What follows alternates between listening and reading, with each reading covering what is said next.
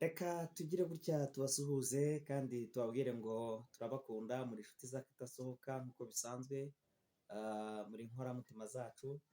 Uyu munsi rero turi n'ubundi mu rugo aho kenshi twikorerera twebwe nta Imana yabaye ducumbikiye kandi tubashimira ko iteka ryose mudukunda kandi munezezwa cyane n'ibyo dukora. Nitwa Toneste Niyonzima, ndi umugabo kandi ndi na CEO wa Bigererezo TV. Mbahaye ikaze rero mu kiganiro tugiye kugira. Imana iduhana umugisha. Reka dusenge hanyuma tuze kwakira ijambo ry'Imana. Mana, turagushimiye, tugushimiye ko udukunda, tugushimiye imbabazi zawe, tugushimiye urukundo dukunda. Aya masaha rero duciye bugufi, turaguhendahenze, turakwinginze ngo uze kubana natwe. Reka ibyo ushima bibe bidakwiye kubwo nawe mu izina rya Yesu. Amen. Rero suhuje abantu bose baherereye mu bihugu bitandukanye ku mugabane wa Afurika, Aziya, Amerika, Europe, Australia n'ahandi, ndetse by'umwihariko dusuhuza abanyarwanda tubana umunsi ku munsi, ndetse bene data duhuje uno murimo wo gukora ivugabutumwa. Imana iduhana umugisha. Ndagira ngo umunsi ntibisanzwe turaza kuganira ariko kandi akanya gatoya, kubera yuko burya mba numva ntatindira abantu. Ndagira ngo dusome ijambo ry'Imana tuza gusanga muri Zefaniya ibice 2:8. Igitabo cya Zefaniya, umwe mu bahanuzi batoya. Zefaniya ibice 2:8. Ndaza kugerageza kuvuga amagambo makeya hanyuma mwumve icyo Imana idushakaho.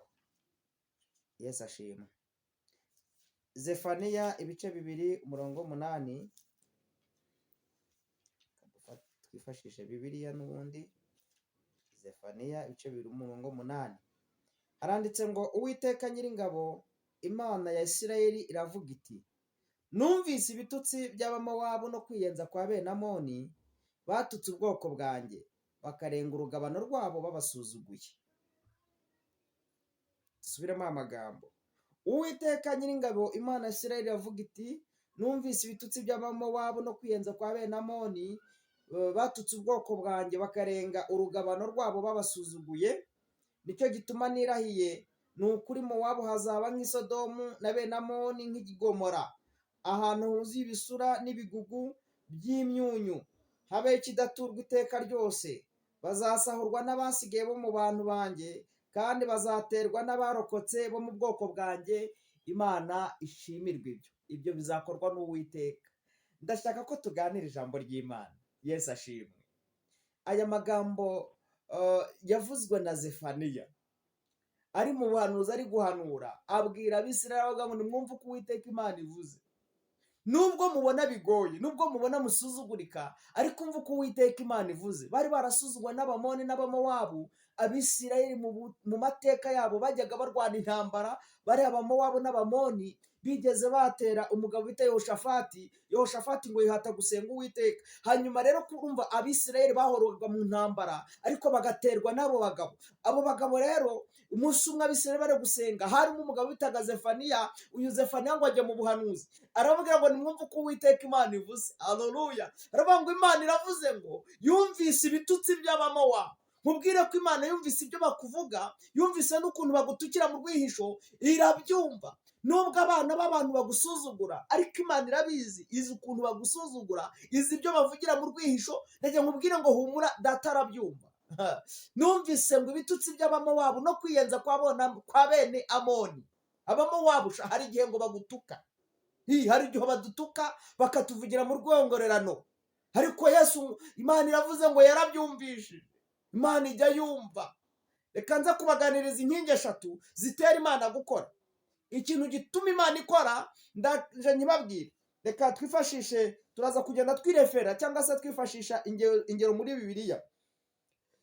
Inkingi 3 cyangwa se ibintu 3 bituma Imana ikora. Bwana Yesu asifiwe. Ikintu cya mbere gitera Imana gukora nuko Imana itabeshya. Ndashaka kukubwira ngo ikintu cyatuma Imana ikora gikomeye cya mbere. Icya mbere, kuba Imana itabeshya ubwabyo bituma Imana ikora ibitari muri gahunda. Kubera iki? Mu mateka y'Imana ntijya ibeshya. Turafata Bibiliya dusome igice cya mbere cy'umugabo bita Luka, ubutumwa bwiza uko bwanditswe na Luka igice cya mbere 37, imana yivuzemo. Luka aravuga ngo kuko ari nta jambo imana ivuga ngo rihere. Byumvikane neza ko nimba imana itabeshya, icyo imana yavuze gituma imana ikora ibyo yavuze, imana ijya ibihagararaho. Yigeze yabwira Yeremiya, iramubwira, imujyana mu iyereko, iramubwira ngo Yeremiya ubonye iki? Imwereka ngo inkoni. Yeremiya arayibwira ngo mbonye inkoni y'umurinzi. Iramubwira ngo Yeremiya we wayitegereje neza? Abarundi bo bayita ubuhiri. Yeremiya aramubwira ngo nayibonye. Imana ibwira Yeremiya, iramubwira ngo umva, jyewe ndi Uwiteka sinjya mbeshya. Iramubwira ngo uko wabonye iriya nkoni niko ndinda ijambo ryanjye kugira ngo risohoze icyo naritumye. Bivuze ngo imana nibeshya, abana b'abantu barabeshya. Ubu dufite abantu bagiye badusezeranya ibintu bitandukanye, dufite abantu batubwiye ngo bazakora ibi bazakora ibi, rimwe na rimwe bakakubeshya. Nawe reka bashobora kuba barakubeshye. Humura. Yo mu bukwe bwanjye mu minsi ishize, igihe nkoze ubukwe ejo bundi, hari abantu bambwiraga ati igihe cy'ubukwe nikigera uzampamagare. Hari umugabo yari yanyemereye kuzambera pare, ariko bigeze point finale arambwira ngo ntibigishobotse. Atekereza neza ko wenda kuba yari kumbera pare, wenda hari icyo yari kumpa kidasanzwe. Mbese arambeshya, kandi ambeshya mu bigaragara. Narivuze iki? Narivuze ngo abana b'abantu barabeshya, ariko imana ntibeshya. Iki rero gituma imana ikora, kubera yuko mu mutima w'imana, imana ishimwe, muri kamere yayo ntibeshya. Bituma imana ikora ijambo yavuze irarikurikirana kugeza risohoye. Icya kabiri gituma imana ikora, kuba uri inkoramutima cyangwa uri umukiranutsi wayo. Kuba uri umukiranutsi w'imana, kuba ukiranuka, ugakiranukira hiherereye, emwe no muri biro mukoramo mugakiranuka, no mu mamodokari mugendamo mugakiranuka. Umuntu yagutega ukamuha karifuti, emwe no kuba umuntu ashonje ukamugaburira, nabyo ni ugushaka gukiranuka. Iyo ukora umurimo w'imana ariko ukawukora ukiranuka, bituma imana ikora. Kabone n'ubwo waba ugiye gupfa, bituma imana ikongerera ubuzima. Imana ishimwe. Dusome ijambo ry'Imana, Yesaya 54 umurongo wa 14. Hari ijambo rivuze ngo uzakomezwa no gukiranuka, agahato kazakuba kure. Uzaba kure y'ibiteye ubwoba, kuko bitazakwegera. Uyu ni umukiranutsi imana ivuga. Bibiliya iravuze ngo ahari, umurongo wa 15, ahari ngo bazaterana, ariko si byo uzaba wateranije, ngo uzagukoraniraho wese azagwa ari wowe wazize. Imana ishimwe. Uyu ni umukiranutsi n'inkoramutima y'Imana. Iyo uri inkoramutima y'Imana, nyumva neza icyo nshatse kukubwira. Iyo uri inkoramutima y'Imana, iyo haje ibintu byinshi, hakaza ibintu bikomeye, ibintu by'imiyaga, ibintu by'intambara, Imana ntabwo yemera ko bikugeraho. Imana ibikubitira kure. Bibiliya iravuze ngo nta n'intwaro bacuriye kukurwanya zizagira icyo zigutwara. Umuntu w'umukiranutsi w'Imana, bituma imana ikora icyo yagombaga gukora, kubera ko ikurikirana umukiranutsi. Yesu ashimwe. Iyi ni intwaro ya kabiri ituma imana ikora. Icya mbere ni ijambo imana yakuye mu kanwa kayo, kubera ko itabeshya. Icya kabiri ni ukuba uri umukiranutsi n'inkoramutima y'Imana, imana iragukurikirana. Icya gatatu ni uko imana yanga agasuzuguro. Bitera imana gukora, kuko imana mu mateka y'Imana yanga agasuzuguro. Yigeze yabikorera mugabo bita Mose, ngo Abiramu nakora na Datani, ngo Mose yajyaga azamuka akajya kuvugana n'Imana ku musozi iteka ryose. Ubutumwa imana imuhaye akabuzanira Abisirayeli. Ngo umunsi umwe ngo Abiramu kora na Datani, barangije bakajya bivovota. Imana bamubwira ngo uzambwirira Abisirayeli. Yesu ashimwe. Ndafashijwe tewe. Imana bamubwira ngo Mose uzabwira Abisirayeli bazazamuka umusozi mvugane nabo. Baragenda bageze ku musozi, inkuba zirakubita. Bumvise ukuntu inkuba zikubita imirabyo irabya, batangira kuvuga ngo mo. Aho kugira ngo barangize Mose, bakajya bavuga ngo mo. Mbese kubera ko imana yanga agasuzuguro, ibatezamo ibiteye ubwoba, izana ibintu biteye ubwoba kugira ngo bemere ko ari imana ivugana na Mose. Bahita bahindukira babwira Mose, tubwire Mose, twebwe turabyemeye, noneho turakwemeye. Imana ishimwe. Nkwibutse ko nubwo abantu bagusuzugura bagupinga, hari ikintu data agomba kugukorera kugira ngo bemere. Nubwo abantu babona ntacyo umaze, nubwo abantu babona nta jambo ufite, uziko ari naho ushobora kugera. Waba uri kujya kwigisha nk'abandi, bakabaha ijambo we bakarikwima. Kubera iki? Ni igihe cyawe. Bakagusuzugura pe, ugasuzugurika imbere y'aba. Kubera iki? Nuko babona yuko wowe bitewe n'igihe uhagazemo baragupinga. Ariko nubwo bagupinze, imana yo ubwayo ikubona nk'umuntu w'umumaro. Yesu ashimwe. Ibyo rero bitera imana gukora. Reka mbabwire ikintu cyateye imana gukora ku Bisirayeli. Bigeze bazenguruka ngo umusozi wa Sayiri, bakajya bizenguruka, ubuzima nabwo mubayemo. butera Imana gukora. Imana ntabwo yakwemera ko uhora uzenguruka muri ubwo buzima. Igeraho ikavuga ngo igihe umariye kuri uwo musozi kirahagije, ikavuga ngo cyamika mwana wanjye, nshaka kukubwira ngo mu bupfakazi umaranye igihe, mu bupfubyi umaranye igihe, mu ntambara umaranye igihe, mu buzima umaranye igihe, Imana nikubwira ijambo riruta ayandi magambo yose, ikubwira ngo cyamika. Yabibwiye Abisirayeli ngo Imana yumva umuniho wabo, ireba uko bameze, ngo irangije irababwira. Dusomye igitabo cyo Kuva ibice 2 umurongo wa 24 n'umurongo wa 25, hari ijambo rivuze ngo Imana yumva umuniho wabo, yibuka isezerano yasezeranye Aburahamu na Isaka na Aburahamu, ngo irangije ngo ireba Abisirayeli imenya uko bameze. Mu yandi magambo, Imana yanga agasuzuguro, kubera ko ngo Abanyegiputa bari barafashe ubwoko bw'Imana bakajya babakoresha uburetwa, ariko ngo Imana yumva umuniho w'Abisirayeli. Imana biyitera guhagurutsa Mose kugira ngo abakure mu gihugu cya Egiputa. Imana ishimwe. Imana ijya yanga agasuzuguro k'Abafarawo, Imana ijya yanga agasuzuguro k'abarozi, Imana ijya yanga agasuzuguro k'abadusuzugura. Imana ijya ikora ikintu gikomeye bigatuma Imana ikora, hanyuma abantu bateye ariko wa mugani uriya ni Imana ikorana nawe. Rimwe na rimwe hari igihe abantu babona ntacyo tumaze, ariko mu maso y'Imana turaba agaciro.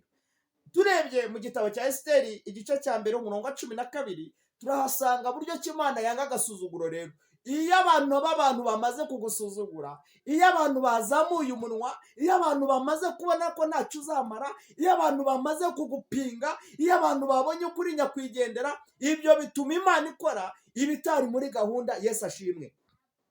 Esiteri igice cya 1 umurongo wa 12 hari amagambo akomeye ngo ubwo umwami Ahasuwerusi yakoreshaga ikintu cyitwa igitaramo cyo kugira ngo agaragaze ubwiza bwo bita Vashiti. Ngo agaragaze ubwiza bwa Vashiti. Vashiti rero ngo nawe yakoze ibindi birori, ngo akora ibindi birori ku giti cye, hanyuma ngo ashaka kwinezeza nawe. Hanyuma ngo umwami aramutumira, nk'uko yamutumiye ntabwo Vashiti yigeze aza. Ahasuwerusi atumira Vashiti, yari umwamikazi. Vashiti ngo aramusuzugura, ngo amusuzuguye bibabaza icyo gihe umwami Ahasuwerusi. Ni nacyo cyatumye buriya Ahasuwerusi afata icyemezo cyo guhamagaza ibitabo by'ubucurabwenge, ahita ashaka mu bihugu 126 yayoboraga, atumiza inama y'ikubagaho, aravuga ngo munshakire umugore mwiza. Yesu ashimwe. Agasuzuguro ka Vashiti kavuyemo igisubizo cya Esiteri. Mbibutse ko agasuzuguro k'abana b'abantu gatera Imana gukora ibintu 3 bitera Imana gukora. Ikintu cya mbere ni uko Imana ivuga ijambo itavuga amagambo. Ijambo Imana yavuze irarisohoza. Icya kabiri gituma Imana ikora ni uko Imana yo mu ijuru, aleluya, Imana, Yesu ashimwe. Muraho nyumva? Bwana sifiwe. Ikintu cya kabiri gitera Imana gukora ni ukuba inkoramutima y'Imana. Iyo uri inkoramutima y'Imana, Imana irakuzirikana. Icya gatatu ni uko Imana yanga agasuzuguro. Tugiye gusengera n'aha, nyirango urabyumvishije, nkubwira ngo humura.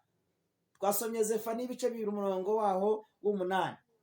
Zefaniya arahanura avuga ngo Uwiteka aravuze ati, numvise kwiyenza kw'Abamoni n'agasuzuguro kabo basuzuguye ubwoko bwawe, ndetse bakarenga n'urugabo. N'ubu dufite abantu badusuzugura. Umuntu akagusuzugura mu gitondo akajya nimugoroba, rimwe na rimwe akaza n'iwawe atari urukundo agufitiye, ahubwo aje kureba uko hateye. Akaza kukureba, rimwe na rimwe akagenda kuvuga ashaka kukwandarika gusa. Ariko data ni mwiza, Imana ikumera ibyo bintu uko ari 3. Imana isoza ijambo yavuze ku buzima bwawe, Imana igukurikirane, kandi Imana igucira agasuzuguro mu izina rya Yesu. Ndumva narekeraho tukazongera ubutaha. Ndabakunda rero nshuti zanjye. Birashoboka ko uri mu kigeragezo runaka, birashoboka ko nubwo uri mu mahanga ariko urababaye, nubwo uri mu bibazo, nubwo uri mu buzima busa nk'aho ari bwiza, ariko Imana hari ikintu igushakaho. Ndagira ngo kubwira ngo Imana hari ibintu ishaka kugukorera 3 bikomeye. Irashaka ko uyibera umukiranutsi. Icya kabiri, Imana ashaka gukurikirana ijambo yavuganye nawe. Ikindi, Imana ashaka kugucira agasuzuguro k'Abamoni n'Abamowabu. Imana nibikore kandi bikore kwubahisha. Mbashimire rero ko mwari munkurikiye. Ndabakunda. Ni Toneste si Wabigirezo TV, Wabigirezo TV. Kandi ikindi, mbinginge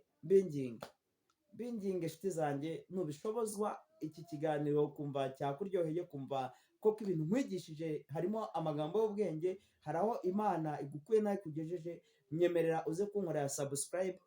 Uraba ukoze igikorwa gikomeye. Uze gukora share ndetse uze gukora na like na comment, nazo turazikenera kugira ngo mutubwire nimba ibyo dukora bibanezeza cyangwa se hari icyo twahinduraho kugira ngo dukomeze kubaha ibintu bifite ireme. Tubashimire rero, Imana duhana umugisha. Hasta la vista, murakoze cyane, amen.